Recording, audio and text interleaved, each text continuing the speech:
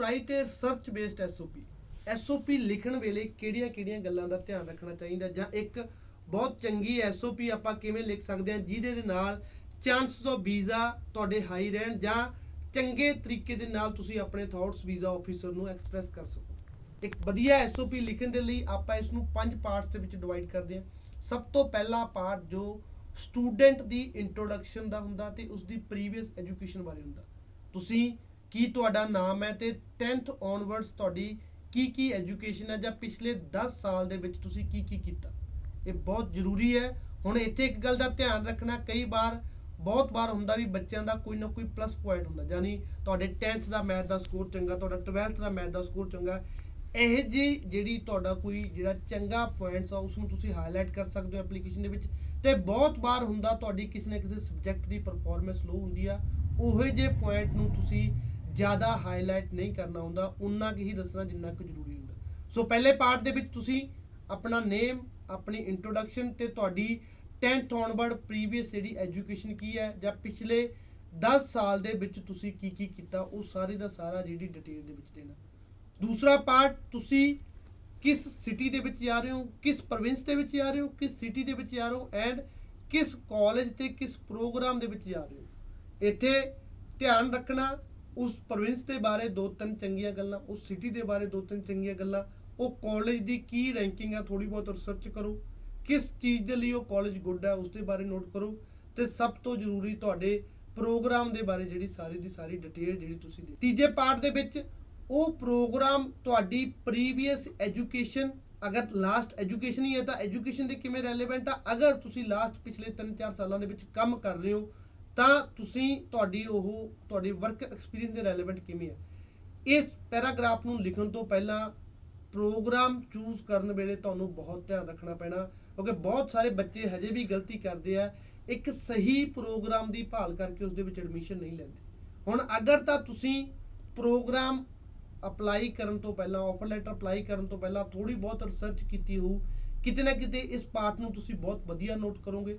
But ਅਗਰ ਤੁਸੀਂ ਆਪਣੀ ਰਿਸਰਚ ਨਹੀਂ ਕੀਤੀ ਤਾਂ ਇੱਥੇ ਤੁਹਾਨੂੰ ਇਸ ਐਸਓਪੀ ਦੇ ਵਿੱਚ ਲਿਖਣ ਵੇਲੇ ਰਿਸਰਚ ਕਰ ਲੈਣੀ ਚਾਹੀਦੀ ਹੈ। ਹੁਣ ਅਗਰ ਤਾਂ ਪ੍ਰੋਗਰਾਮ ਤੁਹਾਡੀ ਪ੍ਰੀਵੀਅਸ ਐਜੂਕੇਸ਼ਨ ਦੇ ਰੈਲੇਵੈਂਟ ਆ ਤਾਂ ਉਸ ਦੀ ਡਿਟੇਲ ਜੋ, ਫੋਰ ਐਗਜ਼ਾਮਪਲ ਕੋਈ 10th ਵਾਲਾ ਸਟੂਡੈਂਟ ਹੈ, 12th ਵਾਲਾ ਸਟੂਡੈਂਟ ਹੈ, ਨਾਨ ਮੈਡੀਕਲ ਬੱਚੇ ਨੇ ਕੀਤਾ ਤਾਂ ਅੱਗੇ ਕੰਪਿਊਟਰ ਸਿਸਟਮ ਟੈਕਨੀਸ਼ੀਅਨ ਦੇ ਵਿੱਚ ਉਹ ਅਪਲਾਈ ਕਰ ਰਿਹਾ, ਤਾਂ ਕੰਪਿਊਟਰ ਸਿਸਟਮ ਟੈਕਨੀਸ਼ੀਅਨ ਦੇ ਪ੍ਰੋਗਰਾਮ ਦੀ ਵੈਬਸਾਈਟ ਤੇ ਜਦੋਂ ਤੁਸੀਂ ਜਾਓਗੇ ਤਾਂ ਉੱਥੇ ਐਡਮਿਸ਼ਨ ਰਿਕੁਆਇਰਮੈਂਟ ਹੁੰਦਾ, ਉਸ ਦੇ ਵਿੱਚ ਇਦਾਂ ਨਹੀਂ ਆਊਗਾ ਵੀ 12th ਦੇ ਵਿੱਚ ਨਾਨ ਮੈਡੀਕਲ ਚਾਹੀਦਾ ਜਾਂ ਮੈਡੀਕਲ ਚਾਹੀਦਾ। ਉੱਥੇ ਜੋ ਸਬਜੈਕਟ ਉਸ ਦੇ ਲਈ ਰਿਕੁਆਇਰਡ ਆ ਉਸ ਦੇ ਵਿੱਚੋਂ ਤੁਹਾਡਾ ਕੀ ਸਕੋਰ ਹੈ, ਅਗਰ ਤਾਂ ਬਹੁਤ ਚੰਗਾ ਸਕੋਰ ਆ ਤਾਂ ਤੁਸੀਂ ਉਸ ਚੀਜ਼ ਨੂੰ ਹਾਈਲਾਈਟ ਕਰ ਸਕਦੇ ਹੋ, ਤੁਸੀਂ ਨੋਟ ਕਰ ਸਕਦੇ ਹੋ ਵੀ ਕੰਪਿਊਟਰ ਸਿਸਟਮ ਟੈਕਨੀਸ਼ੀਅਨ ਦੀ ਰਿਕੁਆਇਰਮੈਂਟ 12th ਦੇ ਵਿੱਚੋਂ ਮੈਥ ਆ ਤੇ ਮੇਰਾ ਮੈਥ ਦਾ ਸਕੋਰ ਬਹੁਤ ਚੰਗਾ। ਈਵਨ ਤੁਸੀਂ ਐਡਮਿਸ਼ਨ ਰਿਕੁਆਇਰਮੈਂਟ ਦਾ ਸਕਰੀਨਸ਼ਾਟ ਵੀ ਐਸਓਪੀ ਦੇ ਵਿੱਚ ਲਗਾ ਸਕਦੇ ਹੋ, ਕੋਈ ਉਸ ਦੇ ਵਿੱਚ ਪ੍ਰੋਬਲਮ ਨਹੀਂ ਆਊਗੀ। ਸੋ ਇਦਾਂ ਹੀ ਬੱਚੇ ਨੇ ਕੋਈ ਬੈਚਲਰ ਕੀਤੀ ਹੈ, ਕੋਈ ਬੀਟੈਕ ਕੀਤੀ ਹੈ, ਕੋਈ ਬੀਏ ਕੀਤੀ ਹੈ, ਉਸ ਤੋਂ ਬਾਅਦ ਪੀਜੀ ਡਿਪਲੋਮਾ 'ਚ ਐਡਮਿਸ਼ਨ ਲੈ ਰਿਹਾ, ਤਾਂ ਬੀਟੈਕ ਦੇ ਤੇ ਪੀਜੀ ਡਿਪਲੋਮਾ ਦੇ ਬਹੁਤ ਸਾਰੇ ਇਹੋ ਜਿਹੇ ਸਬਜੈਕਟ ਹੁੰਦੇ ਆ, ਅਗਰ ਤੁਸੀਂ ਸਹੀ ਪ੍ਰੋਗਰਾਮ ਲੈਤਾ ਜੋ ਇੱਕ ਦੂਜੇ ਦੇ ਨਾਲ ਮੈਚ ਖਾਂਦੇ ਆ। ਤੁਸੀਂ ਫੋਰ ਐਗਜ਼ਾਮਪਲ ਤੁਸੀਂ ਬੀਟੈਕ ਇਨ ਇਲੈਕਟ੍ਰੋਨਿਕਸ ਕੀਤੀ ਹੈ ਤਾਂ ਅੱਗੇ ਤੁਸੀਂ ਇੰਬੈਡਡ ਦੇ ਵਿੱਚ ਅਪਲਾਈ ਕਰ ਰਹੇ ਹੋ, ਤਾਂ ਬਹੁਤ ਸਾਰੇ ਇਹੋ ਜਿਹੇ ਸਬਜੈਕਟ ਹੋਣਗੇ ਜਿਹੜੇ ਤੁਸੀਂ ਪ੍ਰੀਵੀਅਸ ਐਜੂਕੇਸ਼ਨ ਦੇ ਵਿੱਚ ਪੜ੍ਹੇ ਆ। ਅਗਰ ਤੁਸੀਂ ਮਾਰਕਸ਼ੀਟ ਨੂੰ ਧਿਆਨ ਨਾਲ ਦੇਖੋਗੇ ਤੇ ਉਸ ਦੇ ਰੈਲੇਵੈਂਟ ਬਹੁਤ ਸਾਰੇ ਸਬਜੈਕਟ ਅੱਗੇ ਵੀ ਤੁਸੀਂ ਜਾ ਕੇ ਸਟੱਡੀ ਕਰੋਗੇ, ਤਾਂ ਤੁਸੀਂ ਉਸ ਦੀ ਡਿਟੇਲ ਵੀ ਐਸਓਪੀ ਦੇ ਵਿੱਚ ਲਗਾ ਸਕਦੇ ਹੋ। ਤੁਸੀਂ ਨੋਟ ਕਰ ਸਕਦੇ ਹੋ ਵੀ ਮੈਂ ਪ੍ਰੀਵੀਅਸ ਫਸਟ ਜਾਂ ਸੈਕੰਡ ਜਾਂ ਥਰਡ ਸਮੈਸਟਰ ਦੇ ਵਿੱਚ so and so subject study ਕੀਤੇ ਆ, ਤੇ ਅੱਗੇ ਜਾ ਕੇ ਦੂਸਰੇ ਜਾਂ ਤੀਸਰੇ ਸਮੈਸਟਰ ਦੇ ਵਿੱਚ ਇਹ ਸਬਜੈਕਟ ਇਸ ਦੇ ਰੈਲੇਵੈਂਟ ਜਾ ਕੇ ਸਟੱਡੀ ਕਰਨੇ ਆ।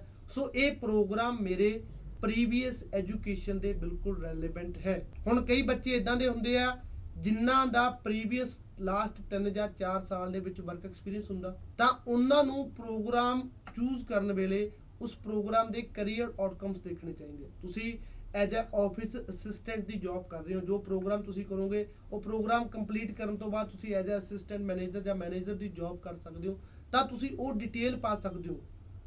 ਮੈਂ ਪਿਛਲੇ 3 ਤੋਂ 4 ਸਾਲਾਂ ਤੋਂ ਇਹ ਜੌਬ ਕਰ ਰਿਹਾ, ਬਟ ਮੈਨੂੰ ਇਸ ਜੌਬ ਦੇ ਵਿੱਚ ਅਗਰ ਮੈਂ ਹਾਇਰ ਪੋਜੀਸ਼ਨ ਤੇ ਜਾਣਾ, ਮੈਂ 3-4 ਸਾਲ ਦਾ ਵਰਕ ਐਕਸਪੀਰੀਅੰਸ ਆਲਰੇਡੀ ਲੈ ਚੁੱਕਿਆ, ਤਾਂ ਮੈਨੂੰ ਹਾਇਰ ਪੋਜੀਸ਼ਨ ਦੇ ਵਿੱਚ ਜਾਣ ਦੇ ਲਈ ਇੰਟਰਨੈਸ਼ਨਲ ਐਜੂਕੇਸ਼ਨ ਦਾ ਹੋਣਾ ਮੇਰੇ ਕੋਲ ਬਹੁਤ ਜ਼ਰੂਰੀ ਹੈ।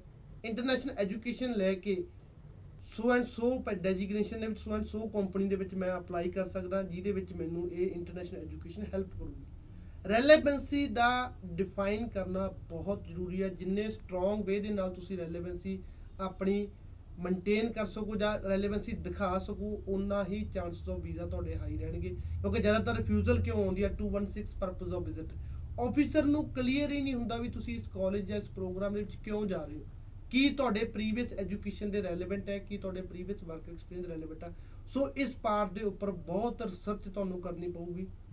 ਕਾਲਜ ਦੀ ਵੈਬਸਾਈਟ ਚੈੱਕ ਕਰੋ, ਆਪਣੀ ਪ੍ਰੀਵੀਅਸ ਮਾਰਕਸ਼ੀਟ ਚੈੱਕ ਕਰੋ, ਕਾਲਜ ਦੀ ਰੈਂਕਿੰਗ ਚੈੱਕ ਕਰੋ, ਉਸ ਸਿਟੀ ਦੇ ਵਿੱਚ ਕੀ ਕੀ ਚੰਗੀਆਂ ਗੱਲਾਂ ਉਹ ਚੈੱਕ ਕਰੋ, ਇੰਟਰਨੈਸ਼ਨਲ ਸਟੂਡੈਂਟ ਦੇ ਲਈ ਉਸ ਸਿਟੀ ਦੇ ਵਿੱਚ ਕੀ ਬੈਟਰ, ਉਸ ਪ੍ਰੋਵਿੰਸ ਦੇ ਵਿੱਚ ਕੀ ਬੈਟਰ ਆ, ਉਹ ਸਾਰਾ ਕੁਝ ਚੈੱਕ ਕਰਕੇ ਇਸ ਪੈਰਾਗ੍ਰਾਫ ਤੇ ਉਸ ਤੋਂ ਬਾਅਦ ਇਸ ਦੇ ਵਿੱਚ ਤੁਸੀਂ ਮੈਂਸ਼ਨ ਵੀ ਕਰ ਸਕਦੇ ਹੋ ਵੀ ਕਿਸ ਪ੍ਰੋਗਰਾਮ ਦੇ ਵਿੱਚ ਤੁਸੀਂ ਐਲੀਜੀਬਲ ਹੋ, ਕਿਉਂਕਿ ਉਹ ਵੀ ਕਿਤੇ ਨਾ ਕਿਤੇ ਤੁਸੀਂ ਐਸਟੀਐਸ ਪ੍ਰੋਗਰਾਮ ਦੇ ਵਿੱਚ ਐਲੀਜੀਬਲ ਹੋ, ਐਸਟੀਐਸ ਦੀ ਰਿਕੁਆਇਰਮੈਂਟ ਕੀ ਹੈ, ਤੁਸੀਂ ਨਾਨ ਐਸਟੀਐਸ ਦੇ ਵਿੱਚ ਐਲੀਜੀਬਲ ਹੋ ਤਾਂ ਉਸ ਦੀ ਰਿਕੁਆਇਰਮੈਂਟ ਕੀ ਹੈ।